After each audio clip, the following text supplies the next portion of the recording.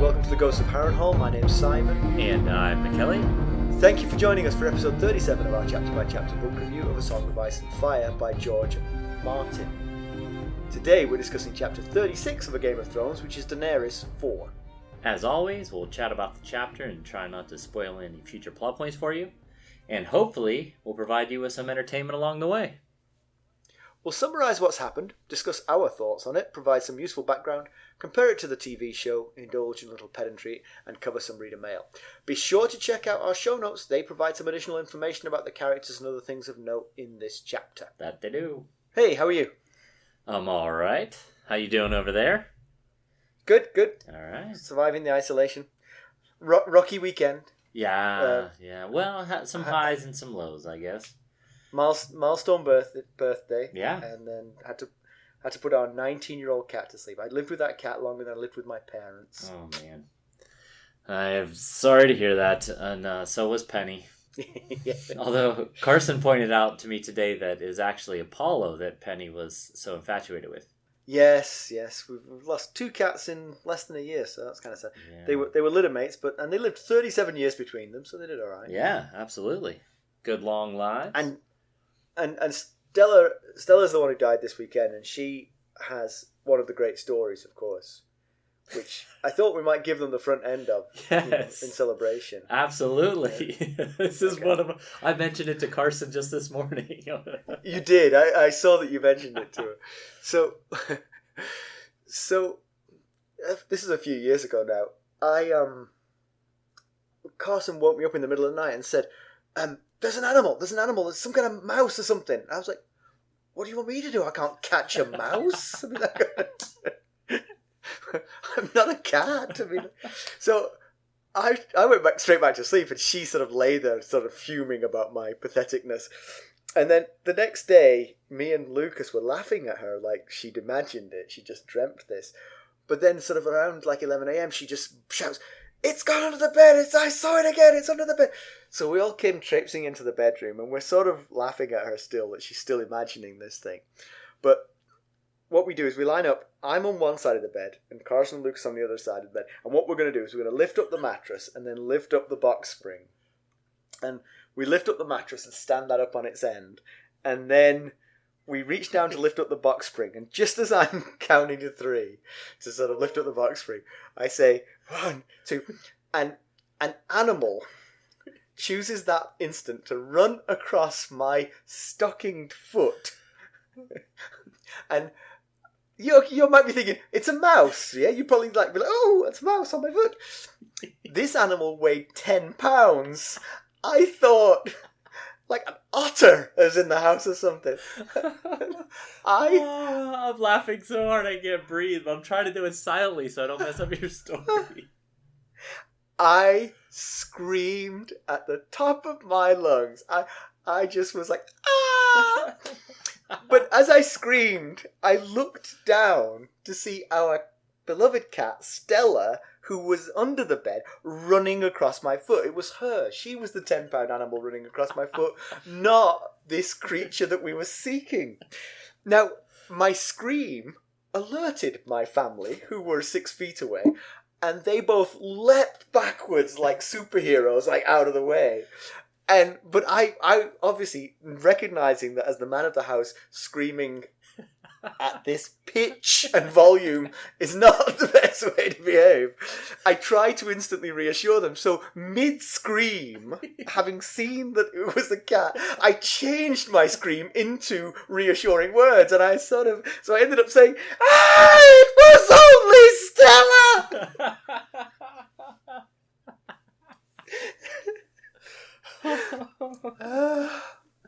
Oh, my cheeks hurt from laughing so hard. Man, I do love that story. And the thing is, we don't have time for it, but that was the tip of the iceberg of that story. You remember the whole thing just went on and on. We had so many calamities that day involving what ultimately turned out to be a vole. Stella, or Apollo, had brought in a vole, and we had a vole in the house, which we ultimately captured and released back into the wild, so no animals were hurt in the apart from me. You were hurt. I mean, my life was shortened by this whole thing. You were physically injured at least twice, right? I was. I was physically injured twice, and Carson was physically injured once in that whole day.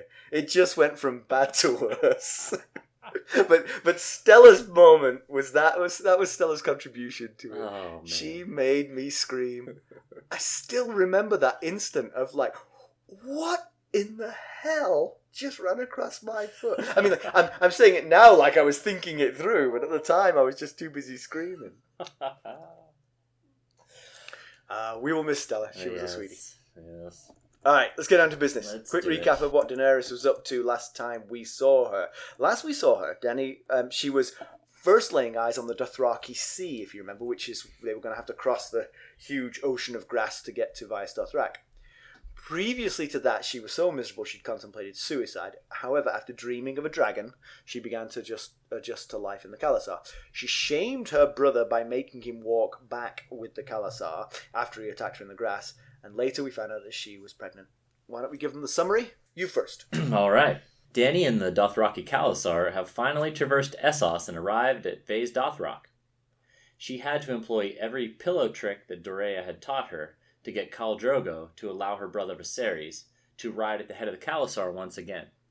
We've learned that Viserys hasn't learned any humility from being forced to walk, and it's quite clear that Ser Jorah Mormont has no respect left for the man.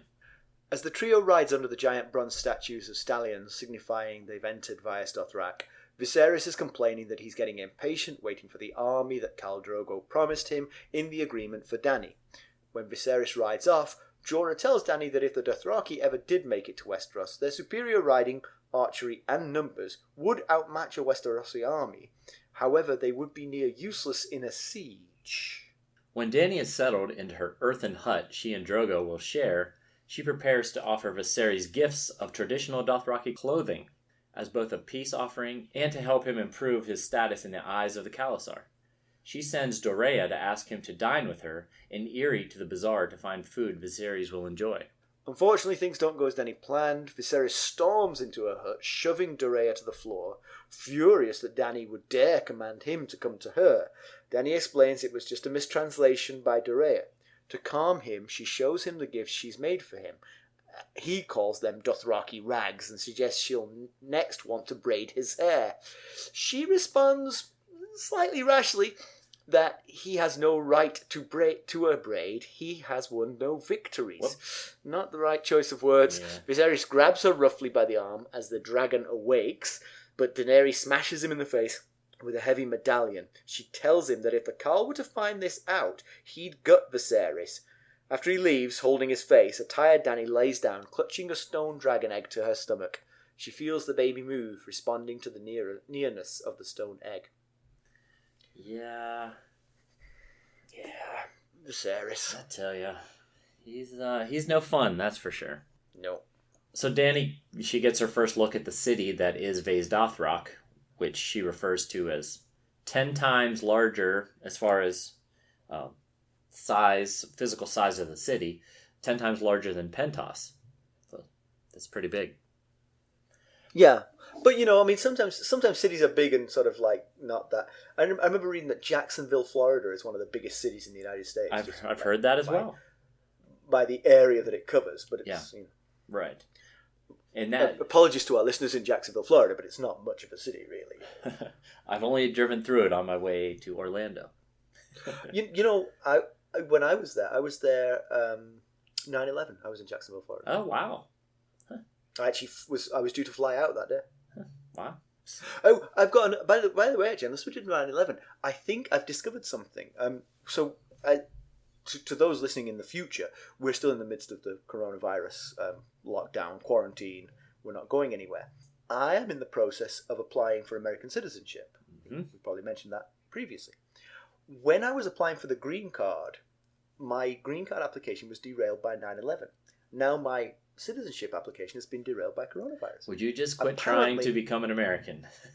Things go terribly wrong when I engage with the immigration services. I should just not do it. This is clearly the lesson. Your English accent's falling apart. I mean, true. I think yesterday Trump tweeted that they was banning all immigration. So I don't know if that applies to me because obviously it was just a tweet, not like a thought through Right. document on what this means, but it might apply to me. Well, I hope not. Yeah. Hopefully a delay and no more. But I certainly haven't heard anything. The process is sort of stagnated. So. Man. So, back on Essos. We are really off topic here. Jacksonville, Florida, 9/11. When they first arrive in Vaes Dothrak, they go underneath these gigantic stallion statues that are kind of rearing up and facing each other. I'm using hand motions, so clearly that's the way to do this on a podcast. I did use a lot of hand motions during the Stella story. You did, yes. I appreciated them. So, and they, when she first goes through the statues, she doesn't even really see a city. They have to ride for quite a while before they actually get to the city. But when they do get there, all of the structures are kind of mismatched. There's some stone structures, some woven grass castles, some pyramids, and Jorah explains to her that the Dothraki don't build. It's the slaves that they have that do the building, and they build after the style that they're used to in their native lands. So that's why there's all these mismatched structures. Yeah. Which makes a certain amount of sense. Plus, I think the city is intended for all the Dothraki to come there, and they're used to sort of like camping. So most of the city is just open area for the armies to camp in. Yeah.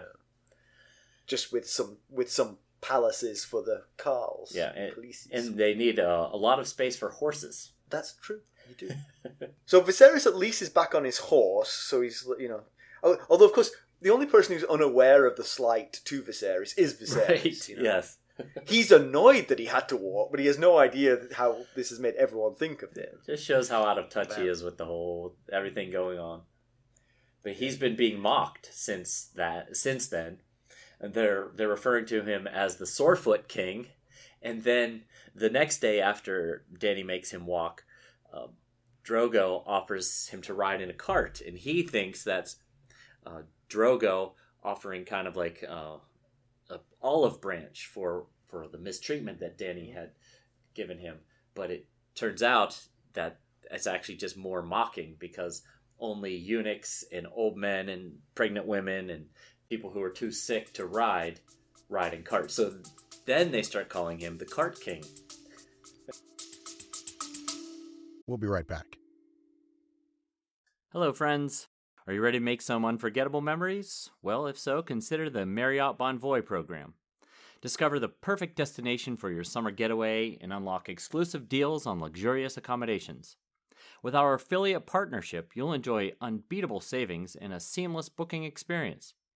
Don't let summer slip away. Visit Marriott Bonvoy today and make this vacation season one for the books. Use our Ghosts of Harrenhal affiliate page to check it all out and buy Bonvoy points or give some as a gift. The link to our page is in the show notes.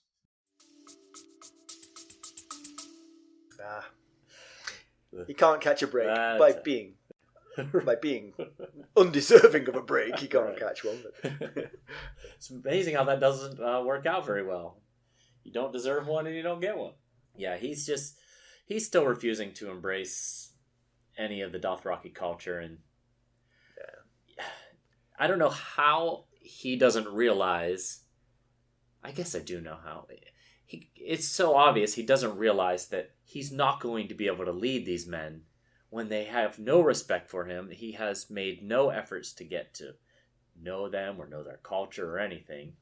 He's just too much of a fool to realize. Yeah, I wonder if maybe his thinking is that he doesn't actually have to lead them. He's going to be sort of carried by them to Westeros, ensconced as king, and then he will have the Westerosi underneath him, and he'll send the Dothraki home with his thanks, Maybe. Yeah. So he never actually has to try to lead them. They are just the means to the end for him. I guess they'll need some sort of military leaders, I guess. The khalasar will need... The 10,000 men that he gets will need to be under the leadership of someone.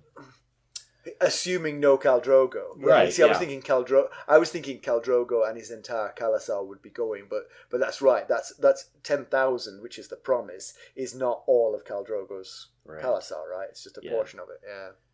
So Viserys continues to disparage the Dothraki, commenting on their mismatched houses and the fact that their slaves do the building, that all these savages know how to do is to steal the things that better men have built. Yeah. And he mentions that they lack the wit to understand the speech of civilized men. Of course, he's saying all this in the common tongue, knowing that they cannot understand what it is he's saying about them. In fact, at one point, while he's saying the mean things that he's saying about them, he turns back and gives them kind of a mocking smile to some of the other members of the khalasar. But then Daenerys defends them. She says, they're my people. You shouldn't call them savages, you know. So it's... We saw this in the last Daenerys chapter, that she's beginning to see, you know, find common cause with the Dothraki, certainly over her brother. Yes. Yes. If not over all of the rest of Essos. And I think the fact that she spoke up and said something to him shows that she's coming around to being able to stand up to him. As we see in a little bit, she really comes around to being able to stand up to him later in this chapter. But, you know, she's feeling a connection with these people enough so that she's telling her brother, hey, knock it off. These are my people. Yeah. So Viserys is clearly tired of waiting. Jorah tells him that he should have stayed back in Pentos, which has to seem like a good idea.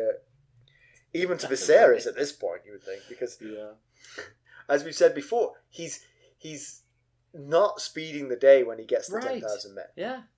He's just annoying everybody. They still have to get to Vaes Dothrak, turn around and come all the way back to the western shore of Essos before he can do anything with those 10,000 Dothraki screamers. If I were Khal Drogo at this point, the 10,000 I give him would be the eunuchs, the old, the pregnant, the sick. Good luck with that. All the people he doesn't like, just clear them out. So Daeny comes to Viserys' defense a little bit, and she says, my moon and stars should give him his army soon. He shouldn't keep him waiting. It's not fair. And Jorah explains that the Dothraki don't think about these things the way that these Westerosi people think about things. Viserys thinks he's sold Daeny to Drogo, and he expects payment for his sister, basically. And Jorah explains that the way that Drogo is thinking about it is that he has been given a gift of Daeny, and that someday, in his own time, he will return that gift. But you cannot demand the gift of a Khal. In fact, Jorah goes, you don't demand anything of a Khal. So there's a bit of a disconnect there. Yeah. So, yeah, I really like this because I think this it would be easy to portray the Dothraki as just sort of simple savages, but George Martin has done a good job here because he's given them a completely different mindset, a mindset which justifies what I think, if you think of us as being sort of the equivalent of the Westerosi, sometimes it'd be hard for us to understand, you know, sort of like Chinese or Japanese culture kind of thing, you know? Right. And I think it's the same kind of thing. There's a different mindset here, the Dothraki. They're not expecting, you give me this, I will pay you. They're expecting, you've given me an honourable gift, I will repay you with a similarly honourable gift, but in my own time. Right. Yeah, absolutely. There's no timeline on that. And I think if Viserys had spent any time trying to get to know the Dothraki culture, maybe he would have picked up on this on his own, but once again, no effort is being put into this. But Daeny says that Viserys tells her that he can sweep the Seven Kingdoms with 10,000 Dothraki screamers. Jorah's response is, he couldn't sweep a stable with 10,000 brooms. To be fair, it would be very difficult to handle 10,000 It would be. You know? It would be. That's a good point. He couldn't sweep a stable with a broom. Right. I'll give him that one. Yeah. Yeah. I mean, Daenerys is kind of very interesting in this sort of chapter because she's becoming more and more Dothraki. She's liking their customs. She's falling in love with Khal Drogo. Right. She's embracing everything about it. But she can't shake being loyal to Viserys. She really can't, even though he's such a jerk and he's done nothing but be mean and cruel to her. She's still loyal to him in some ways. She still hasn't been able to snap that loyalty. But I guess, I mean, until just a few months ago, he was her only family, Right. the only constant in her life. You know, Yeah. it would be hard to cut ties with that. And as I'm just thinking about it here, maybe Daeny is able to, well, one, she's a Khaleesi in a khalasar, so she's in a level of high regard, but also she's never really had anything of her own. She's always been in exile in a foreign land, and now she's finally got people that she can belong to, traditions that she can learn, and customs, and a world that she can embrace for herself. Maybe that's why she's embracing it pretty well. Yeah, that's perceptive of you. So then, I found this next section pretty interesting. My brother says that we use the word interesting too much. Oh yeah, all right. Let me think here. No. I'm with you. I mean, I find it interesting too. It's just he says, "Ugh, God, if you could just get away from all you're saying, it's interesting." It's interesting. But Okay. I find this next section intriguing. How about that? Oh. So Daeny and Jorah start talking about how these Dothraki screamers would fare in Westeros if they get over there and battle ensues. And first of all, I think that Jorah is uniquely qualified to make such a comparison, as he's one of the few people that have spent a lot of time around these Dothraki and have also spent a lot of time in battles in Westeros. So he goes back to when Daeny said he could sweep the Seven Kingdoms with 10,000 Dothraki screamers, and he says, Jorah says he couldn't sweep stable with 10,000 brooms, and then Daeny follows it up with, what if it wasn't Viserys? What if it was someone else who led them, someone stronger? I'm wondering if she's possibly thinking of maybe her child at this point. Yeah. Or even Khal Drogo himself. Sure, I mean, yeah. Although that's an interesting outcome if you think about it, because Is it if Khal interesting? Drogo were to, I'm just as guilty as you, my friend. Khal Drogo would not really be interested in the throne.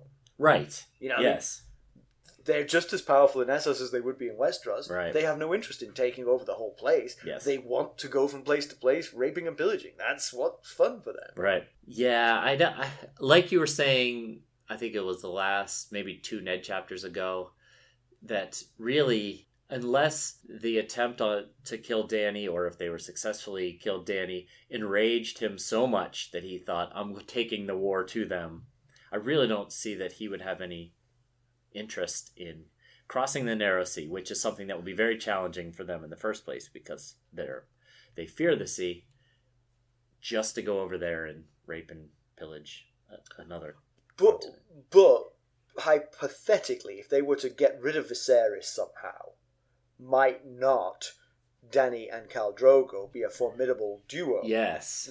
I'm just saying, you don't necessarily have to wait for this child to grow up. Right. The two of them could become a force and take the throne of Westeros together. Absolutely. Yeah, I can definitely see that. But, so Jorah, he gives a kind of his take on how this would go. And he says, when he was first in exile and he met these Dothraki, he thought that 1,000 good knights could defeat 100 times as many Dothraki. He's not so sure about that now, having spent more time around them. He says they're better riders than any knight. They're absolutely fearless. Their bows have better range. And he says, and don't overlook the numbers, how many of them there are. And he says, your Khal has 40,000 warriors in his khalasar alone. And he mentions that they're so good at firing their bows on horseback that they can be charging or retreating. They're equally as dangerous. Yeah.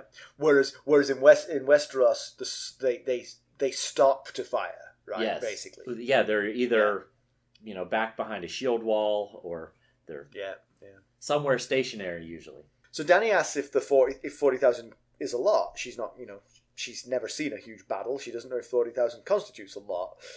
Jorah tells her that her brother Rhaegar took 40,000 to the Trident, but only 4,000 of those were knights. The rest were free riders, foot soldiers, common people with spears, pikes, whatever. And as soon as Rhaegar died, most of them threw down their weapons and fled. Right. Can't imagine that lot being very brave in the face of a Dothraki scream. Right. The 4,000 knights, yeah, but, Right. yeah.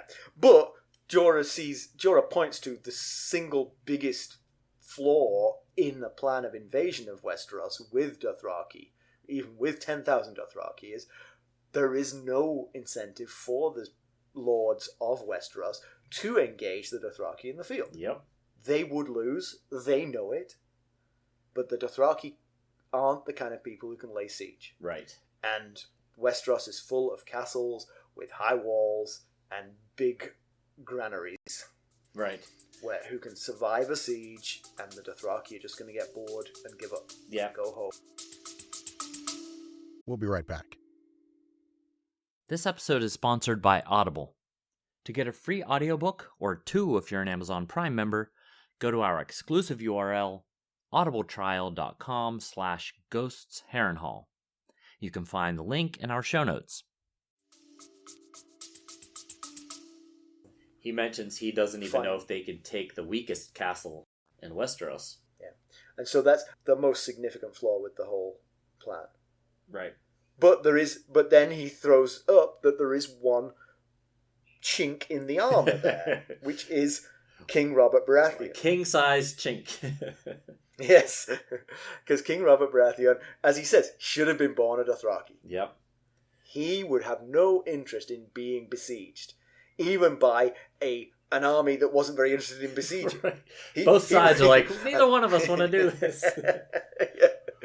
So, I mean, even like they pitch up, you're besieged for like a day and a half, and they wander off. He would not stand for it. He would want to get out in the field and fight them. Could he And so- resist? Like if his men, if his small council were saying, "Your Grace, if we just stay put behind our walls, we will wear them down. We can shoot stuff from our catapults at them, whatever.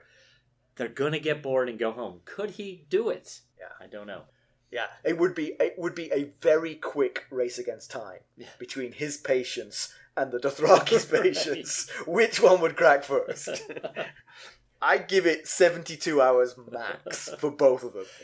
He'll be out charging after them as they're leaving. It would be interesting though because of course interesting again. It would be curious to see because they would presumably head for King's Landing first. And then would he send ravens to have people come and attack? Because then that might be might be curious to see what would happen. Because then, if you're like, the Tyrells or something, do you come out of your castle to attack the Dothraki from behind? Right. Or do you say, you're fine. Right. It's the Dothraki. They don't have siege engines. Right, yeah. Or Exactly. patience. Yeah. The way they describe Robert, about how he should have been born Dothraki and how he might just be brave enough and equally rash enough to meet them out on the battlefield, it kind of made me think back to him wanting to have the Daeny and the baby and Viserys killed, while Dany's pregnant. It seems like he would be the kind of guy that would want to take this challenger on. Yeah, absolutely. Yeah. I mean, I think he knows him a little bit, doesn't he? I mean, he's not a complete stranger to Robert, but so he has a fairly good insight into him. And I think it's clear that the only serious danger to Westeros would be King Robert. But then that also goes to what we were talking about with Viserys and Illyrio Mopatis. They were talking about they didn't want the turmoil in the realm. Right. I was gonna just mention that this. I think we actually talked about this exact idea that maybe they want Robert to stay on the throne because they know that he's their best shot for an all-out war with the Dothraki. Because even right here is where Ser Jorah mentions that, yes, Robert might just be rash enough to rush out there and give these guys battle, but all his people around him are more strategic. And Yeah, your Stannises, your Tywins, your Ned Stark's. Yes, exactly. And then he spits after saying that name because he has no fondness for Ned Stark. Right. Yeah. Although he has he's been away a while, and he's also been traveling across Essos for a while, and he's got a little bit of outdated info. Ned is no longer Robert's hand, and the Lannisters may or may not be plotting Robert's death. Yeah. Stannis has gone and of course, missing. Stannis, he's abandoned things. Yeah. Yeah. So, the answer to Danny's question is, the Dothraki might be able to do this with the right leader in charge, Right. But the thing is, I think the one thing it would take, and I think this is where Jorah's sort of pointing a little bit, is it needs to be someone who can rouse some of the banners. Yes. Right. Yeah. If it was just the Dothraki, no banners would go to them. Right. And so they would fail, because all you have to do is lock your door and wait for them to leave. Right. But if it was a Targaryen who your Conningtons, your Darrys, etc., would flock to, then you've got something going on. Because now you've got some bases that you can call your own. Right. Perhaps spread a little, it wouldn't be hard to paint Robert as a pretty terrible king. Yeah, exactly. Him being a pretty terrible king and all. So, where are we? Well, Vaes Dothrak? So he does mention Ned real quick. He mentions Ned, and he spits. And Daeny says, "You hate this Eddard Stark." And Jorah says that he took all I love for a few lice-ridden poachers and his precious honor, which is a little bit of a slanted view of the facts. But technically, he did sentence him to death for selling poachers to slavers. So, Yeah. But, Jorah willingly disobeyed a long-standing rule of no slavery in Westeros and sold these guys as slavers. And you have to know, if your liege lord is Lord Eddard Stark of Winterfell, that's going to come with some consequences if you get caught. Ding, ding, ding. Yep. I've always wondered why Jorah couldn't have just taken the black and gone and joined his father on the wall, I know why he sold the slavers. We don't know this yet, so we can't really talk about it. But there was a reason why, and I guess that's what would have prevented him from doing that. But rather than losing your head... Well, the other thing is we kind of need him here. Yes. In Essos. So just for narrative purposes, he really needed to take management here. It fits well in the story. So Vaes Dothrak's mostly empty. The only people who live there full-time are the Dosh Khaleen and their servants and slaves. It is big enough to house all the khalasars, so Khal Drogo's is just one of many. Yep. Drogo's palace is 40-foot high wooden feasting hall with horse yards, fire pits, earth mounds. This is when she kind of chuckles to herself, because if you remember, it was way back in Daeny 1, she was getting ready for the party where she was going to meet Khal Drogo for the first time, and one of Illyrio Mopatis's slave girls, she's kind of a chatterbox, and she's going on, and she mentions that how rich Khal Drogo is, and that his palace has 200 rooms and doors of solid silver. And turns out that this palace actually is basically a rough wooden structure. So we've mentioned before that in Vaes Dothrak, all the blades are collected. No one carries a blade, which is probably for the best, because the Dothraki can be a little rash. A little touchy. And so, quick to anger. Tough to kill Daenerys here, but also tough to protect her. True. Yeah, but you could definitely see why Lord Varys was not big on the plan to have Jorah kill Daeny while here in Vaes Dothrak. Doesn't seem like it would be very easy. Ned might have liked that particular plan. So you're telling me to kill him horribly? Let him do it. You know what? All of a sudden I'm in on this plan. You think it's doomed to fail and they'll kill him? Yes. Daeny thinks a little bit about Khal Drogo's blood riders. They're more than just guards. They're, as Drogo puts it, blood of my blood. And we've talked a bit about them in Daeny 2. We did a little bit of background information on them. And just so kind of a refresher, they don't outlive their cow. So if their cow dies, they either die with him, or if he was killed by an enemy, they live long enough to revenge him, and then they kill themselves or somehow die. I've got to say, as a blood rider, if he goes down from sort of dysentery or something like that, I'll be like, I will find a cure. Spend the rest of my life working on a cure to dysentery. I will bring down your enemy and follow you into the halls of the dead. I wondered if it was a job you could turn down. You know, if you're honored with this, could you be like, well, you see, the thing is this. I mean, I like you fine. As much as I appreciate the offer, I think this guy's a better option. You really like fighting with swords all the time. You're gonna get killed. But there's some old khalasar traditions involving cows and their blood riders, involving sharing their cow's wine. Okay. Sharing their cow's tent. Right. All right, sure. Buddies. Sharing their cow's wives. Now, Danny's not as big a fan of that one. Yeah. But never, ever sharing their cow's horse. Their mounts are their mounts, as they put it. Yes, so. Understood. But Khal Drogo is not one of these traditionalists, thankfully, for Daeny. Right. Yes, she is quite thankful of that. She's not a big fan of the 3 blood riders.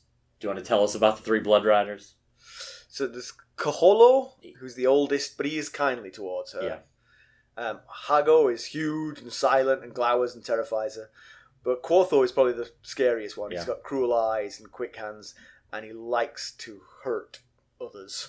And even the horses are afraid of him. So, but, I mean, as someone who loves Khal Drogo, she should be fairly happy about this trio. They sound pretty badass. Yes, they do. They actually sound so badass that she wishes her father had blood riders instead of Kingsguard. Right. She specifically mentions Jaime Lannister literally killing the man he was sworn to protect. And she also mentions Ser Barristan Selmy, who, as we just learned, I think, last Ned chapter or so, he was injured and he was brought back to health by Robert, and Robert pardoned him, and then he became Lord Commander of Robert's Kingsguard. So, yeah, that's interesting. I mean, there I go again. Because of course we see what Selmy did as pretty honourable. Right? He fought hard for his king. His king was killed. He continues to protect the realm and the current king. Yeah. But yeah, from Dany's point of view, it seems like almost as big a treachery as Jaime's. Right? Yeah. If you think of it from her perspective, exactly. So she says she's thinking about it, and she says when her son sits the Iron Throne, she's going to have blood riders. She's going to have him have blood riders to protect against his Kingsguard. And to me, that felt a little bit redundant. Maybe you just don't have the Kingsguard, and then your blood riders can protect you from everyone else. I don't know. Maybe I'm just talking crazy. There are 7 Kingsguard, though, so I mean there are more of them. So, like, if you had a big family, we talked about that before, that they have to presumably protect the royal family as well. So right. 3 blood riders might not be enough. 3 blood riders. The blood riders could just be his personal protectors. And then the Kingsguard can be the protectors / slayers of the rest of the family. Right. Depending on if Jaime's involved or not. Yeah. So the first night in Vaes Dothrak, Khal Drogo wants to climb the Mother of Mountains to make a sacrifice for his safe return. This is a guy-only event. Yeah, you notice I put sacrifice in quotation marks there. I'm picturing they're going to go up there, they're going to play a little poker, have some meat, eat some horse meat. You gotta wonder though. I mean, I can see this as a possible outcome, but that's how they behave in front of him. That's true. Yeah. What are they hiding? I mean, surely it must be something. That reminds me of. Do you remember when? What was he called? The actor who kind of went off the rails, son of another actor. Oh, Charlie Sheen. Charlie Sheen. When Charlie Sheen went off the rails, I always remember. He says, not remembering. I always remember Ricky Gervais talking about sort of reading out Charlie Sheen's texts, and it was just this catalogue of like crime and sin and vice and all this stuff.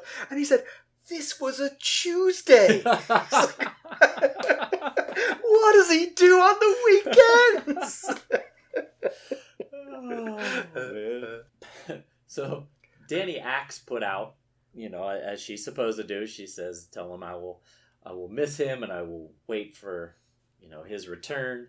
But secretly she's thankful for the alone time, which again sounds a lot like poker night at the Ray house when I go to my friend's house to play poker. And Stacey's like, oh no, please don't go. Yeah. Oh no, draw me a bath. Please don't go.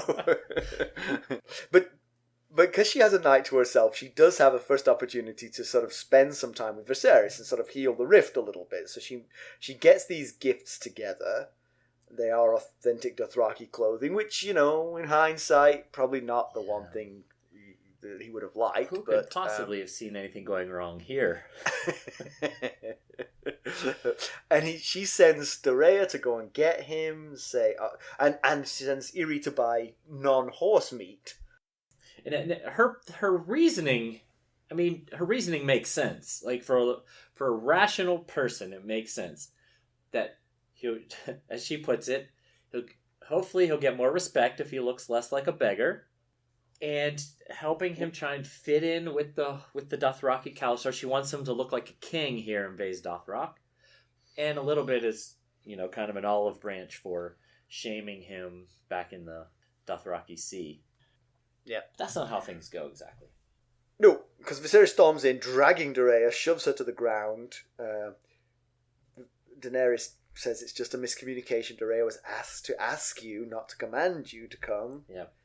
So then he tries to placate him. She's like, here, look at these gifts I got you. And Viserys dismisses them as Dothraki rags. Daenerys explains, you will be cooler because you've been wearing that wool and silk since you set off. And it's beginning to stink. And that's where the conversation, which is already pretty much a fight, takes one of those irrevocable turns that can sometimes happen in a fight. Yeah. Where someone says something that can never truly be unsaid. And I think we're about to meet a dragon. Yeah. I like to think of Daenerys saying this in a sort of snarky voice. Oh, I'd never do that, Viserys. You have no right to the braid. But I don't think that's how she said it. Right. I think she said it more lashing out, You have no right to the braid. You've won no victories. And that'll do it. So Viserys wants to beat her. Like, he wants to just pummel her, but he can't because she's got all her handmaidens right here with her, and the cost that's there to protect her is, just outside the door there. So a little bit tries to control his anger, and he responds with, I'm the Lord of the Seven Kingdoms, not some grass-stained savage.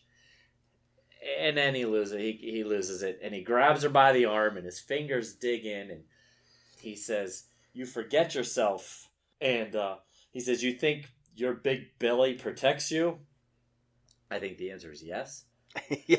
Well, if that doesn't, then the medallion that I was going to give you as a gift whacked across the side of your head. So that's what she does. She whacks him in the face with this heavy bronze medallion and says, did you learn nothing in the grass? Which clearly he hasn't. Well, you see, again, not only did he learn nothing, he didn't even know there was something to learn.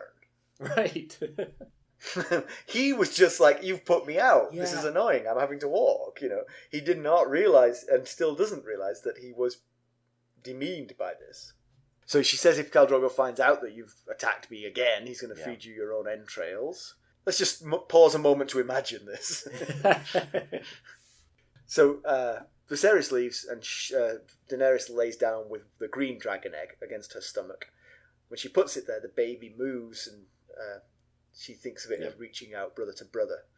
You are the dragon, the true dragon. Which is exactly what King Robert fears. Yeah.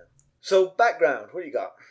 So, there's a term that they use in this chapter. We haven't talked about it to this point, but it's, I'm not exactly sure how to pronounce it, so I'm going to just give it a go. Kalaka. I like that. That's the way I would say it. The term Kalaka comes up involving Kaholo, which is Khal Drogo's oldest blood rider, and Kaholo saved a young Drogo from sellswords who planned to sell him to his father's enemies, and that's how he got his broken nose and broken teeth. At the time, Kaholo got his broken nose and broken teeth. Yes, thank you. I was going to say Drogo is still sort of perfect in the facial Right. regions. Yes, I believe so. At least Jason Momoa has a Exactly. rather nice set of teeth. Again, when we have him on the show, I want it to be noted that I said Right. that first. At the time, Drogo was a Kalaka, and that means heir to a khalasar. In the common tongue, the term means the prince is riding.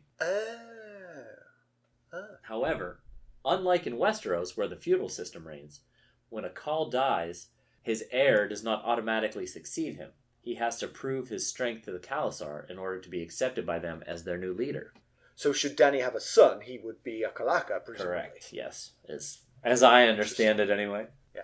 But no guarantees. Right, exactly. If Khal Drogo were to die, there's no guarantee that he would be the next Khal of the khalasar. He'd have to prove himself worthy. Interesting. So the Shadowlands get a mention. They've had a couple of mentions before. Daeny and Jorah ride past statues so terrible that Daeny can scarcely look at them. Jorah says they likely come from the Shadowlands beyond Ashai.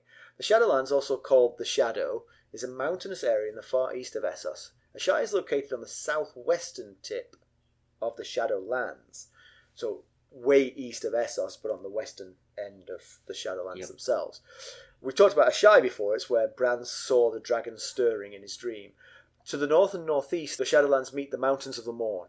The River Ash travels from the Mountains of the Morn to the Jade Sea, mostly through the Vale of Shadows, a valley so narrow with such high cliffs that it is said to be always in shadow except at noon. Along the Ash, the city of Stygai, often referred to as a ruined corpse city, lies at the heart of the Vale of Shadows. It is said that demons and dragons are among the creatures dwelling in cliff caves in the mountains. If you remember, Ser Jorah told Daeny that ghost grass grows throughout the Shadowlands, a grass that kills other grass as it continues to spread. Shadow men, the people of the Shadowlands, are known for covering their bodies in tattoos and wearing red lacquer wooden masks. Ancient tales from Ashai claim that dragons originated in the shadow and were first tamed by a people so ancient they had no name. So, like I mentioned earlier, Jorah is uniquely qualified to compare the Dothraki Screamers and the Westerosi Knights in battle, and we've not really talked much about Ser Jorah's life over in Westeros, so I just want to talk a little bit about it. He was involved in the Battle of the Trident, fighting for Robert and the rebels, and he was also in King's Landing to see the aftermath of the sack of King's Landing.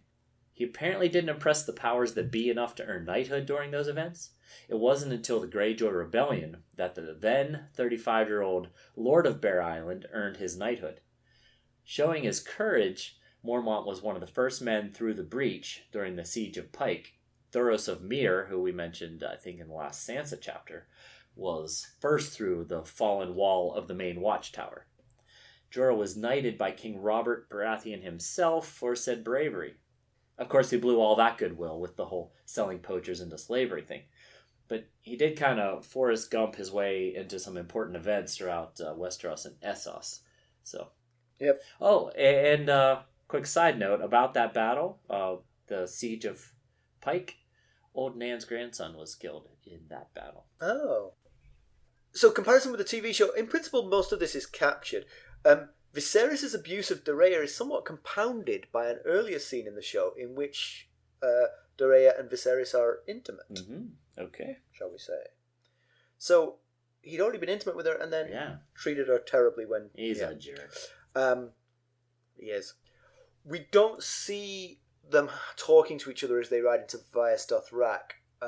The conversation between Daeny and Jorah about Viserys' unfitness and what are the chances of succeeding in the return of Westeros, they are postponed until after the fight between Daeny and Viserys. Okay. So the fight between Daeny and Viserys is very, very similar, down to the medallion across the face.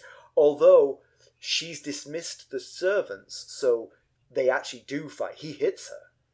Oh. Because no one's around to witness it. He hits her and then she whacks him back with the medallion. All right. And then she and Jorah talk in the aftermath of that. She's got like a black eye. and she talks to Jorah about the things they talked Right. about. Could Viserys do this? What if it was someone better than Viserys? This kind Yes. of all that. Okay. Pedantry.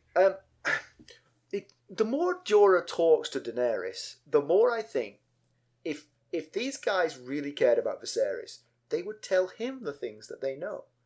Because, for instance, the understanding of the gift exchange, it's so fundamental to what Viserys, in his own mindset, he's got a perfect right to be bent out of shape that he isn't getting repayment. He thought, I give you this, you give me that. He's expecting payment. Right. Jorah's understanding of the Dothraki mindset is something that would really help Viserys come to terms with what he's struggling with. I wonder if they've tried. I know Mopatis tried a little bit to explain some things to him about how all this is going to work and convince him to stay in Pentos and all that jazz. I don't know if they were telling him these things, if it would register. He's so... Yeah. I mean, of course, you're absolutely right. I mean, we're not seeing that, and certainly they don't. It doesn't feel like they're plotting against him. It just feels like they've given up trying to help him. I think Jorah's completely done with him. I think he has realized that this guy is not my meal ticket back to Westeros. Yes, exactly. I think maybe he's thinking the sister might be more of the meal ticket. Yeah. Of course, his primary meal ticket is stabbing these two in the back. Still, that's his best bet. Right. So let's conclude. Yeah. Viserys is pretty much the fool we know him to be. Yep. He's really topped out now. I mean, there was Joffrey for a while, but now Lady's death is fading into the distance. Yes, I think he's definitely pulled ahead, probably by a whole body length here. Yeah. Give Joffrey time. He might be about to say, "Hey, hold my beer," Yeah. But this khalasar is never going to respect him, and he's just not the kind of guy that people are going to follow. He's the kind of guy that thinks leadership is a birthright, not something that you have to earn. Yeah. And he's also a bit of a coward, so that's certainly not going to earn him any more respect than a khalasar. Yeah, we said this the very first time he mentioned waking the dragon. That it just sounded like exactly what a cowardly bull would say. Naming his temper. Yeah. So will Drogo find out about the incident? So the interesting difference there between the book and the TV show was in the book he keeps his hands to himself apart from squeezing her arm. In the TV show, he whacks her across the face and leaves her with a bruise. But at no point did she say, if Khal Drogo finds out about this, he'll feed you your own entrails. Right. So the threat wasn't there either in the show. But yeah, if he does find out, he's not going to be too pleased. Yeah, that could go really bad for Viserys because he doesn't need Viserys at all. I really think he's keeping Viserys around because out of respect for Daeny. Yeah. I think that's one aspect that we're not seeing much of. I mean, we know that Daeny is falling for Khal Drogo, but I think it's very much a two-way street. I think he is realizing he's got somebody kind of special in Daeny as well. Yeah.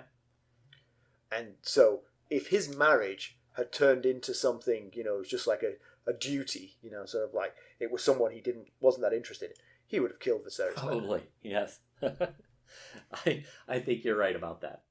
And Jorah paints a colorful picture of a war between Westeros and Dothraki. Did you like that, Rob? Colorful? Was that better? Yeah. So the Dothraki are obviously, at least in Jorah's opinion, are superior in the field, and the Westeros and their lords have their castles. Yeah. But there is the dual hope. One is that Robert is rash enough to engage them, and the other one is that sufficient banners are roused to usurp the usurper, right? Because he's not proven to be a great king, and there were some good Targaryen kings. Yeah, absolutely. That's the thing. Varys and Mopatis, is part of their plot to keep Robert on the throne? Is this why they're keeping Robert on the throne? Or have we not gotten to whatever their plot is about yet? But the flip side of that is, I mean, I think obviously Viserys and Morpardis are trying to be sort of like nimble with the plan because the situation's in flux. But if something were to befall Robert, then Kingdom would be in a little bit of turmoil, just a little bit. I mean, there's obviously a natural progression. But although Robert is pretty hopeless, he is sort of the glue between two broad factions in Westeros. Right. Specifically, the wolf and the lion. Yes. The Starks and the Lannisters both have one thing in common and one thing only, and that is Robert. Yes, Baratheon. exactly. Outside of him... Could be a problem. Yeah, if King Joffrey were to ascend the throne, then it would be very interesting to see what would happen if that king called the Starks to come and defend him. Right. His own father his own father would not bestir himself to defend that. That's right. All right. Anything else? No, that's good. All right. As always, you can reach us at ghost.harrenhall@gmail.com. Follow us on Twitter at ghostharrenhall, Facebook, Instagram, and now on YouTube. And just a thank you for the birthday wishes we got on both Facebook and Twitter. That was very nice. I am not much of the social media. McKelly is our empire, basically. And, you got some on Instagram too, by the way. I got some on Instagram? I don't even know how to get to that. But it was very nice. And of course, I mean, it was a milestone birthday and to do it like with nobody around. 25? I told you my brother... yeah, something like that. I told you my brother's joke. He said, well, I mean, you're lucky, Simon, in that the coronavirus, you were still surrounded by all of your friends and admirers. Rob. He's a clever one, that Rob. Yeah. Don't laugh. I want you to edit out your laughing. I don't want him to hear that. Crickets. I'll put in a cricket sound. That would be ideal. Well, if you guys wouldn't mind helping us out by leaving a review on iTunes or Apple Podcasts or podchaser.com, that would really go a long way in helping us get the word out. We'd much appreciate that. Yep, that'd be great. All right, thanks for listening. Thanks. Bye. Bye.